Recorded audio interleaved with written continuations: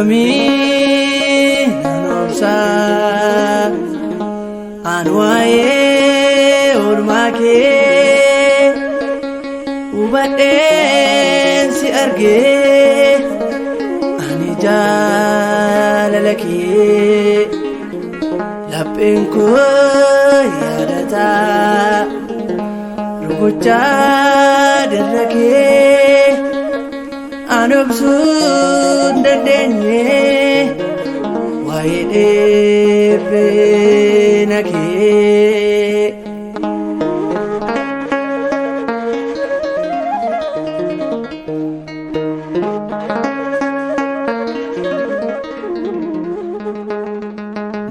Jaalala keenyaaf jecha samiirraa gad bu'ee dirqamaan miti fedhii isaatiin du'ee uumaa samiif lafaa gooftaa Iyyaasuusii waa'ee cubbuu namaaf kenne foon isaasii waa'ee cubbuu namaaf kenne foon isaasii.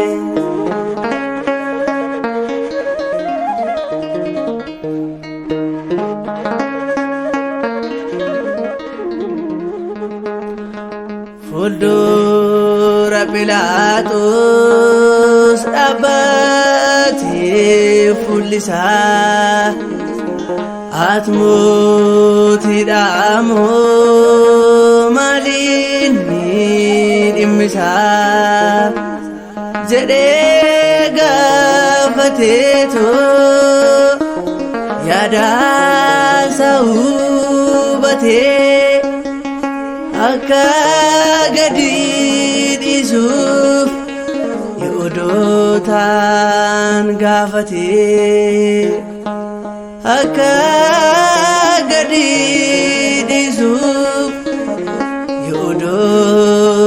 Yihuudootaan gaafatee akkamiin obsaa an waa'ee oolmaa kee hubadheen si argee ani jaalala kee lapheen koo yaadataa rukuchaa dirra kee an obsuun dandeenye waa'ee dheebbina kee.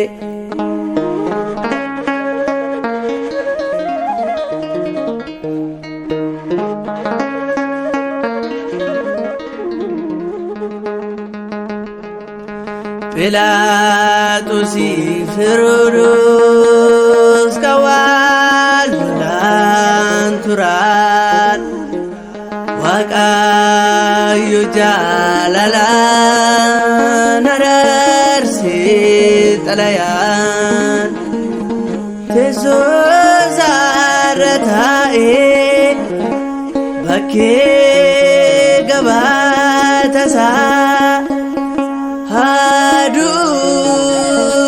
jedhee fudhaatii fannisaa haaduu jedhee fudhaatii fannisaa.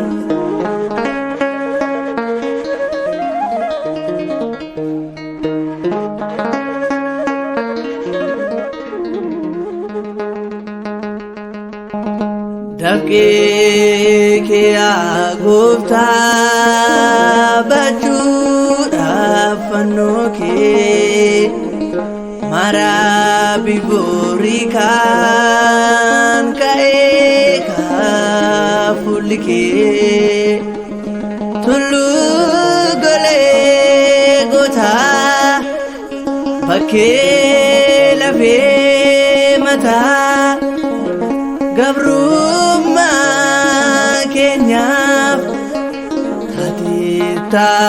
furmaata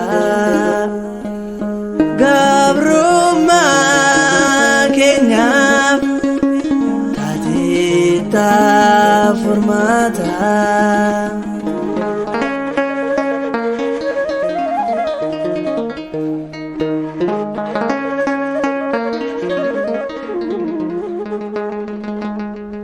Eboodhe jechuun hadhaa waan nuuf dhugdee balleessuma keenyaaf ati nuuf dadhabdee Xiixoosiif Daakrees warreen yakkamtoota